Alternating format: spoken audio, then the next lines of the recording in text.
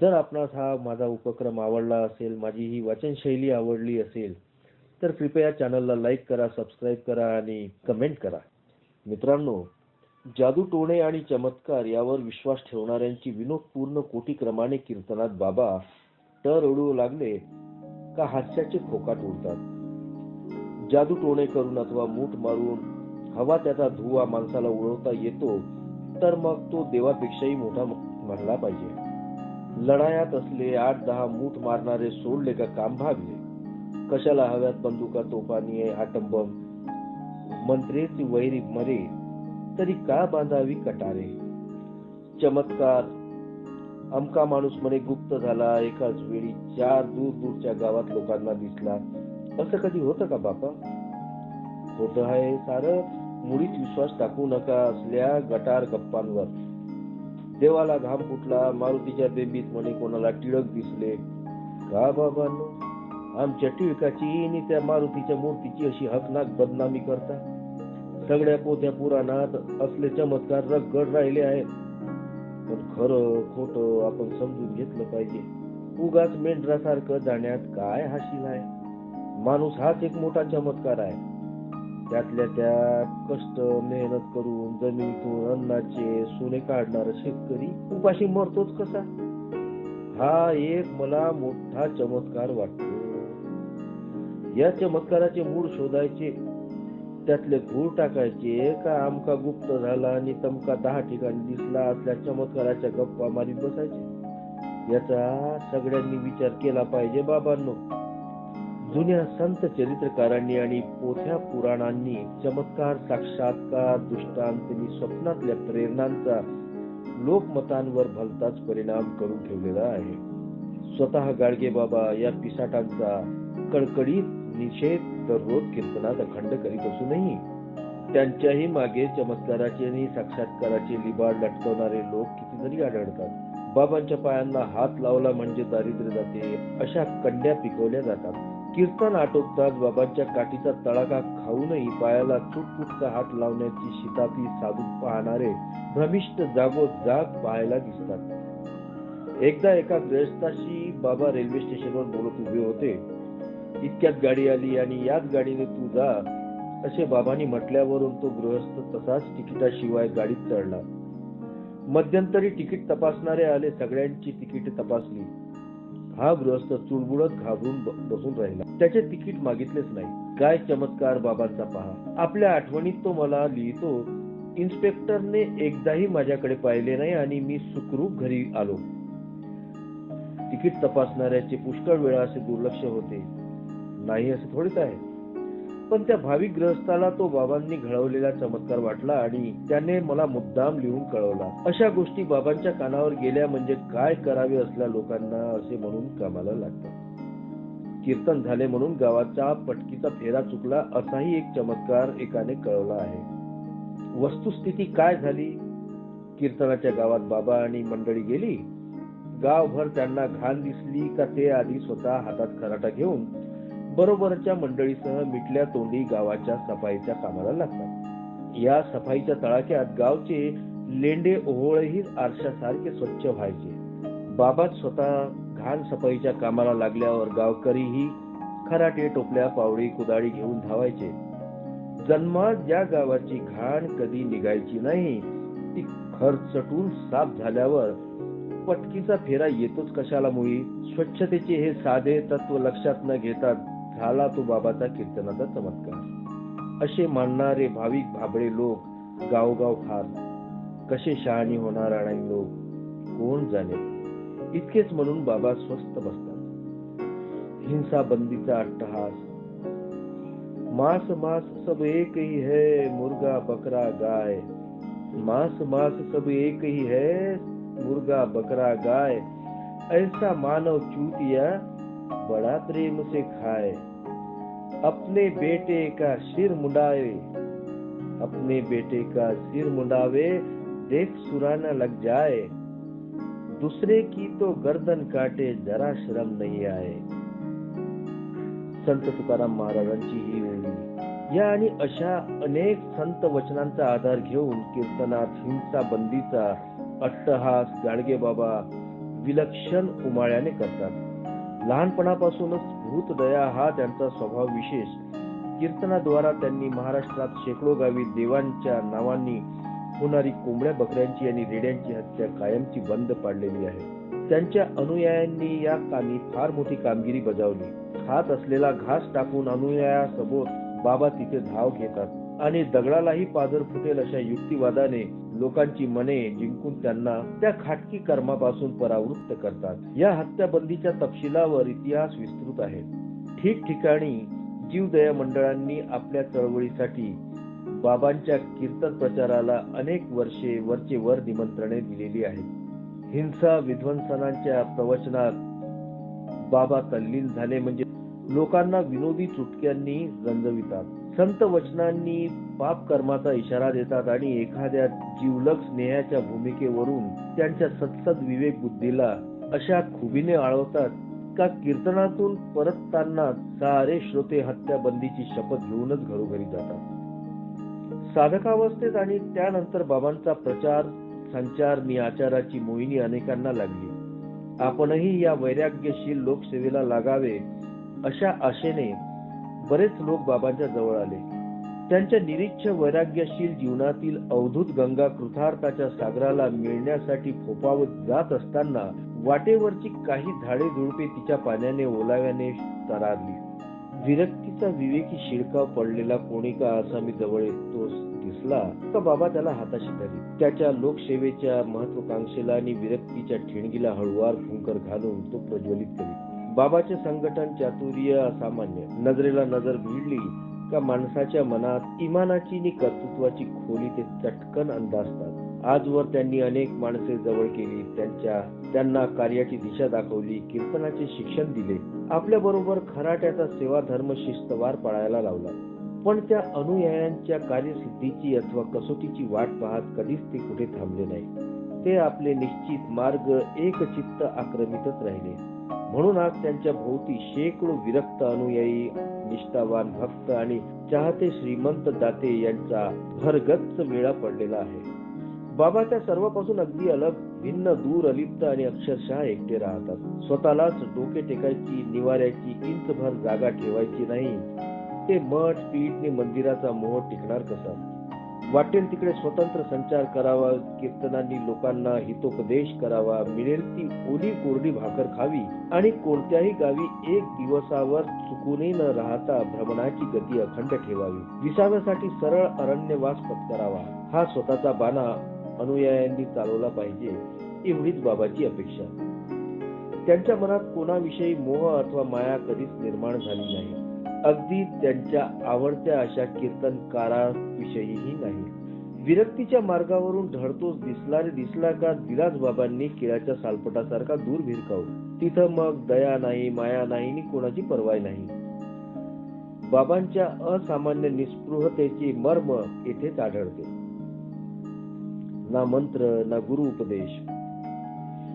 शिष्यांच्या कानात मंत्रोपदेश देणे, ठराविक संप्रदायाची माळ गळ्यात घालणे किंवा एखादा विशेष पेहराव वापरायला लावणे या मामुली संताळी चाळ्यांना गाडगे बाबांनी केव्हाही थारा दिलेला नाही आणि मुलाजाही राखला नाही.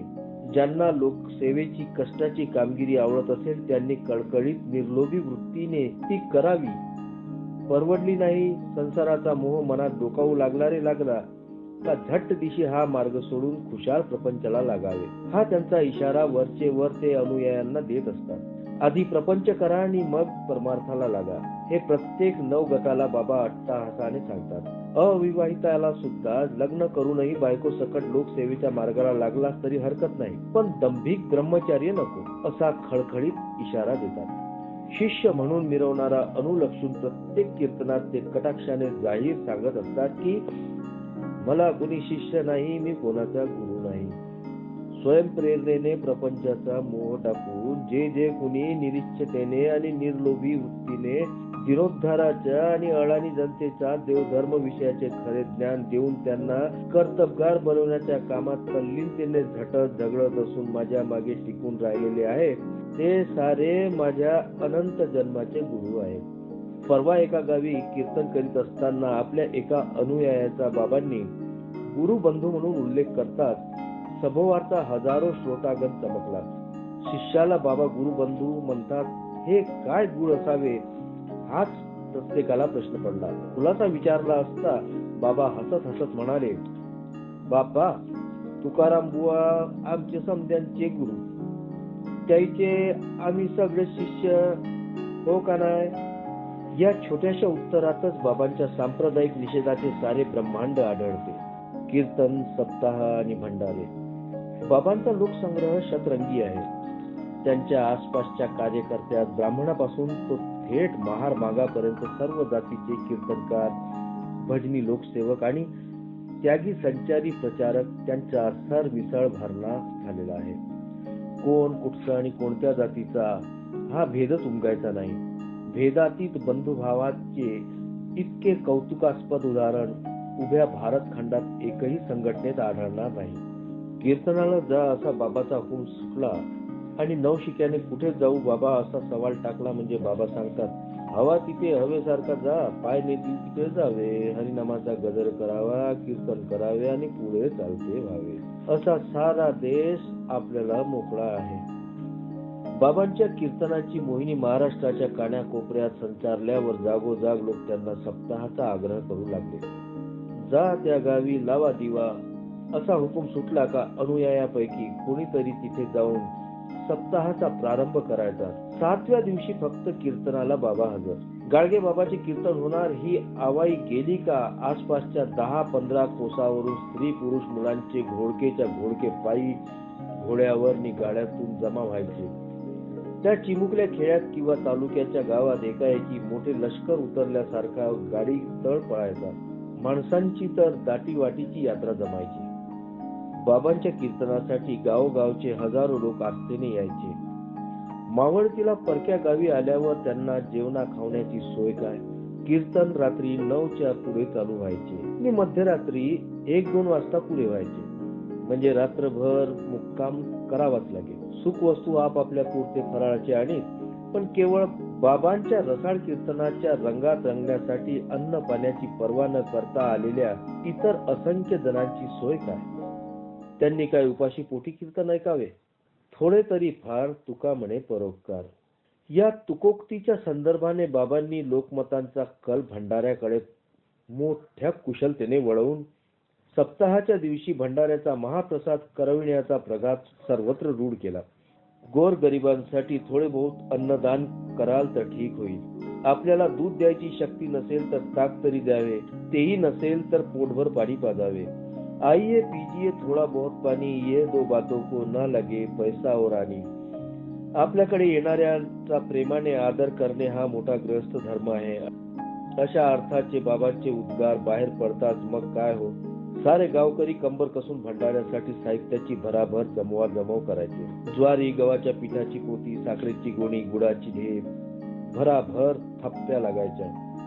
चुली पेटायच्या. पुरुष बायका मुले कामाला लागायची. स्वयंपाक तयार झाला का पुढचा थाट पाहत असा व्हायचा तो. बाबांनी अनुयायांनी हातात खराटा घेऊन भोजनासाठी जागा अशी स्वच्छनी चोख झाडायची का सारे गावकरी आश्चर्याने बघत राहायचे. ज्वारीच्या पिठाने रांगोळ्या घालायच्या, पत्रावळी मांडायच्या. बाबा आम्ही आहोत, तुम्ही नुसते पहा असे कुणी सांगितलेले परवडायचे नाही. कामाचा झपाटा सारखा चालू. पंगती सुद्धा नीट सरळ ओळीत रांगेने आखायच्या. वेडे वाकडे जड बोजड थातर मातर खापायचे नाही. पंगतीच्या मांडणीचा थाट पाहून शहरी इंजिनियराने तोंडात बोट घातले पाहिजे आणि खेळतानाही शिस्तीच्या वर्णाचा धडा घेता आला पाहिजे असे धोरण. वेळ आली का सगळे भोजनार्थी पाहुणे जात कुळी धर्म स्पृश्य अस्पृश्यात काही भेद न दुमालता सरळ एकाजवळ एक एका पंक्तीत बसून पुंडलिक वरदा हारी विठ्ठल गर्दनेत जेवायचे. जेवण आटोपल्यावर खरकटी काढायला, जागा झाडून सारवून स्वच्छ करायला इतरांच्या बरोबरीने गाडगे बाबा सगळ्यांच्या पुढे हजर. सहस्त्र भोजन आटोपताच कीर्तनासाठी रंगण्याची अवस्थाही तेच करायचे. इकडे दिवाबत्ती लागत आहे तोच चटकन बाबा कुठेतरी निघून जायचे. एवढे प्रचंड मिष्टान्नाचे भोजन व्हायचे. पण बाबांनी आजवर चुकून कधी त्यातला एक घास तोंडात घातलेला नाही. एखाद्या झोपडी समोर हरळी देऊन मिळेल ती भाकर, कांदा, चटणी मळक्यात खाऊन बिनचूक वेळेला कीर्तनासाठी समाराधनेच्या जागेवर हजर. मात्र असल्या मिष्टान्न समाराधनेतच जर कोणी भाकरी भाजी झुणका आमटी आणून त्यांच्या मडक्यात दिली तर पंक्तीत दाटी वाटीने बसून आनंदाने खातील. मिष्टान्न गोरगरिबांना आपण स्वतः इतरांना भरपूर वाढायला सांगतील. त्यांनी हा निर्धार आजपर्यंत अखंड पाळलेला आहे. या समाराधनेत अनाथ अपंगांना कपडे वाटण्याचेही कार्यक्रम नेहमी होत असतात. आत्यंतिक निरीक्षता हा गाडगे बाबांच्या चरित्र्याचा आत्मा. त्याच्या पुढे मोठमोठ्या धनवंतांनी हात टेकले आणि उदराधीनच्या उदारतेने मान वाकवली. चिंध्या मडकेधारी ही त्यागी विभूती कंठशोष करून जनतेला नवा माणुसकीचा धर्म शिकवते. दररोज 5-25 मैलाची पायपीट करीत गावेच्या गावे आणि शहराच्या शहरे पायदळी घालते. कोणी काही मिष्टान्न पक्वान्न कपडा लत्ता दिला तर त्याचाही अवहेर करून निघून जाते.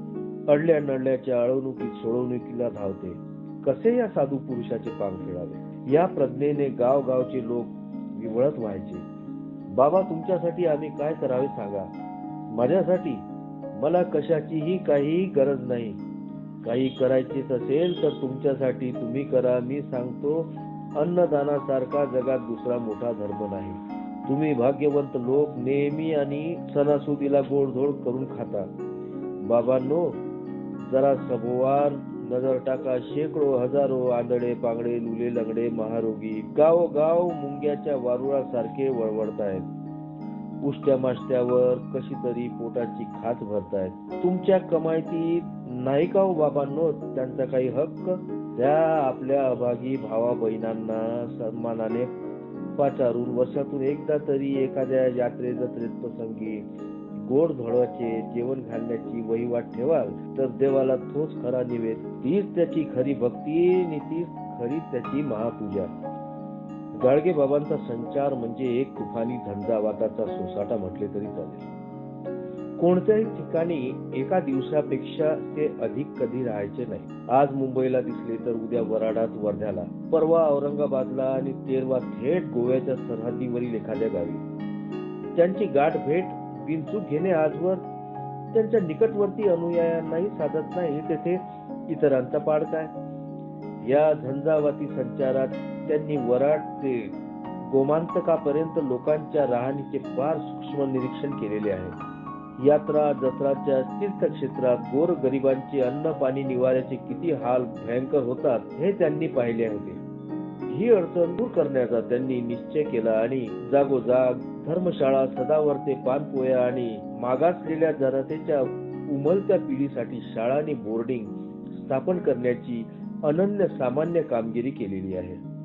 सन 1908 साली ऋणमोचनाच्या नदीला घाट, परीट जमातीची धर्मशाळा, गावकऱ्यांच्या इच्छेसाठी लक्ष्मीनारायणाचे मंदिर वगैरे कामे गाडगे बाबांनी लोकांकडून करवून घेतल्याचे मागे सांगितलेच आहे.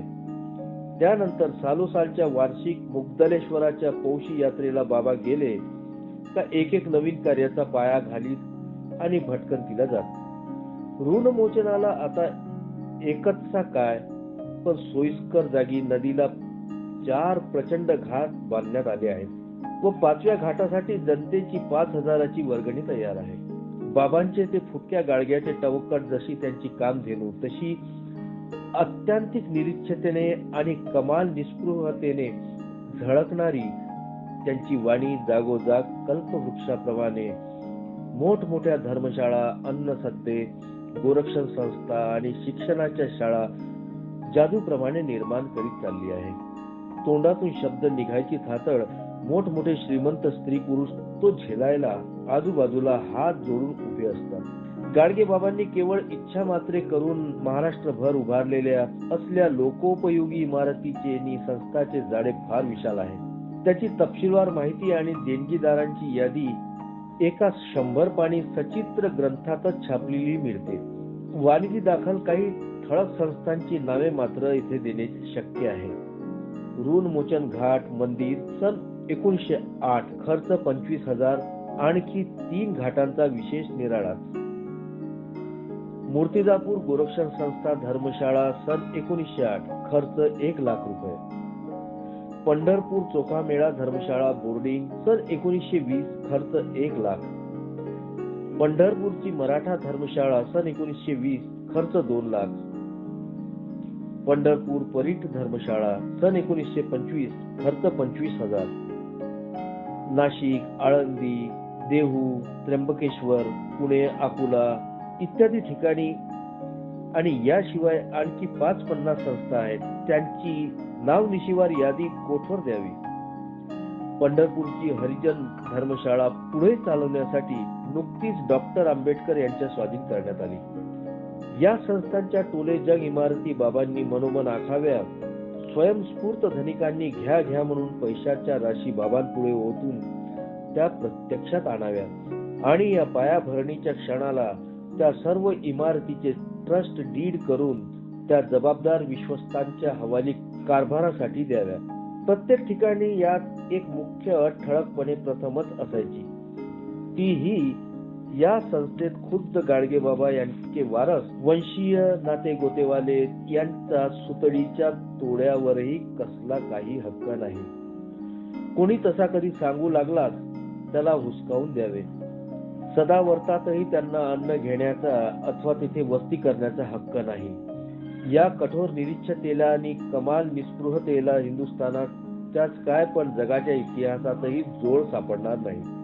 दुसरा महत्वाचा मुद्दा, बाबांनी कुठेही एखादे देऊळ बांधले नाही किंवा स्वतःसाठी मठ उभारलेला नाही. तीर्थाच्या ठिकाणी देवाची मोठमोठी ख्यातनाम देवळे आहेत, पण तिथल्या त्या दगडी देवाचे दर्शनही बाबा कधी घेत नाही, आजवर घेतलेही नाही.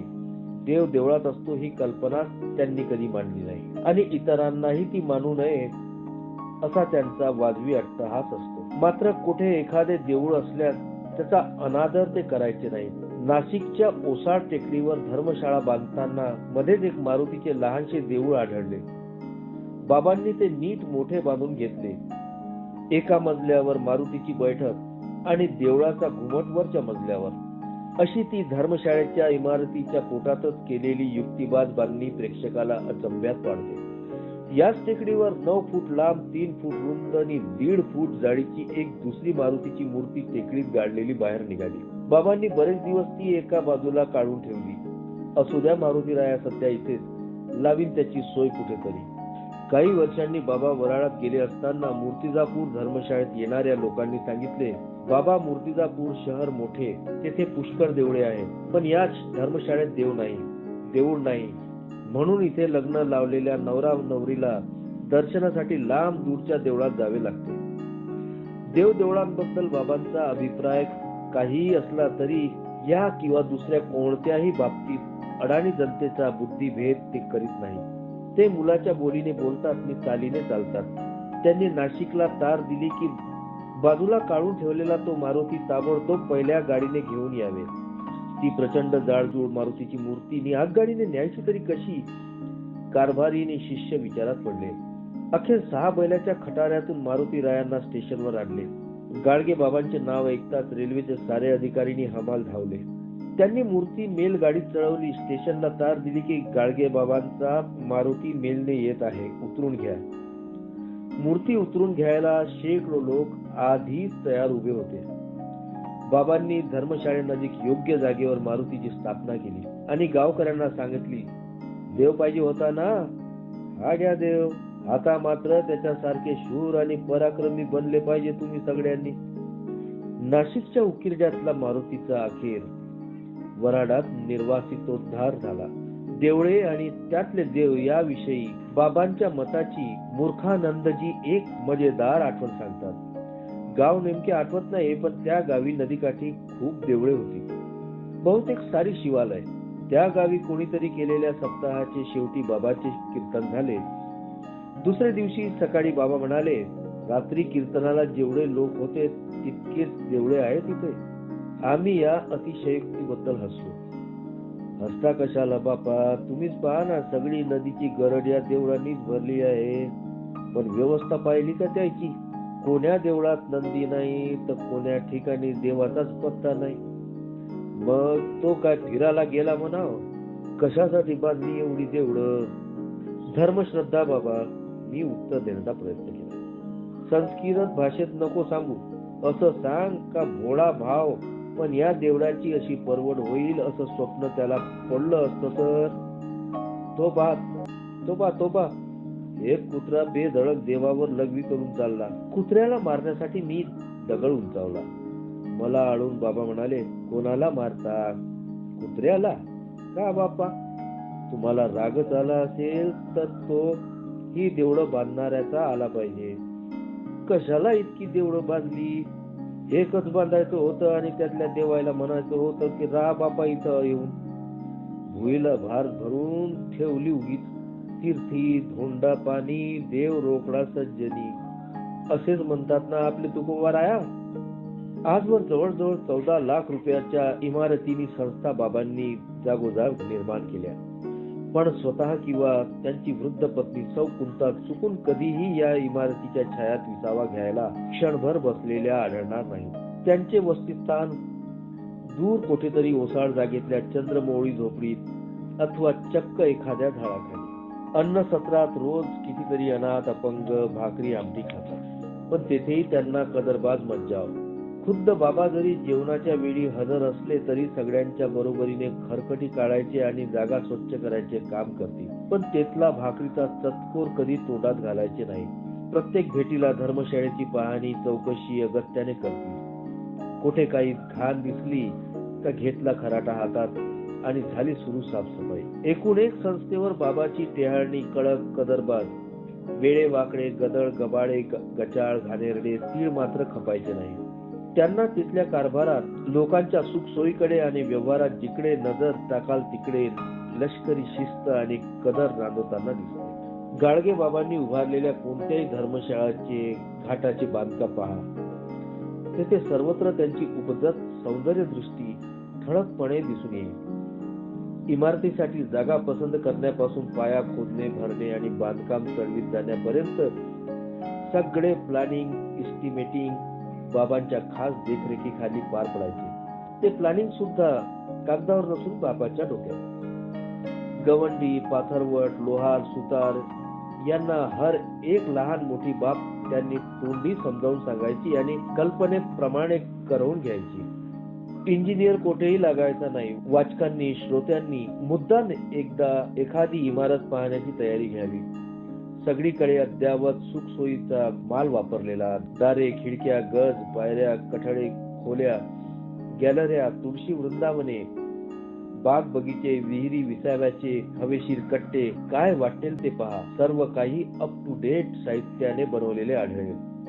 नाशिकच्या धर्मशाळेची पूर्वीची ती ओसाळ भयांनी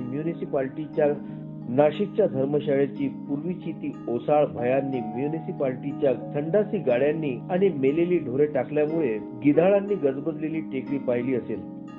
तेथे आज गाडगेबाबांनी आपल्या 5 मजली झक्कास धर्मशाळेने निर्माण केलेले नंदनवन नवलाने आश्चर्याने थक्क करीत आहे. प्रत्येक मजल्यावर चौकनी झाडाचे कट्टे पाहून प्रेक्षक बुचकळ्यातच पडतो. तेथील स्वच्छता आणि व्यवस्था मुंबई सारख्या शहरातील मोठमोठ्या राजे लोकांच्या निवासातही आढळणार नाही. एका निरक्षर चिंध्याधारी माणसाने जागोजाग उभारलेली ही लोकोपयोगी निवासाची रम्य स्थाने आणि त्यांच्यासाठी घ्या बाबा घ्या म्हणून धनिकांनी ओतलेला लाखो रुपयाचा धनसंचय, ही घटना या 20व्या शतकातल्या महाराष्ट्रातला एक मोठा लोकोत्तर चमत्कारच होय. तर मित्रांनो, आजचे वाचन आपण इथंच थांबवूया. भेटूया पुढील भागात.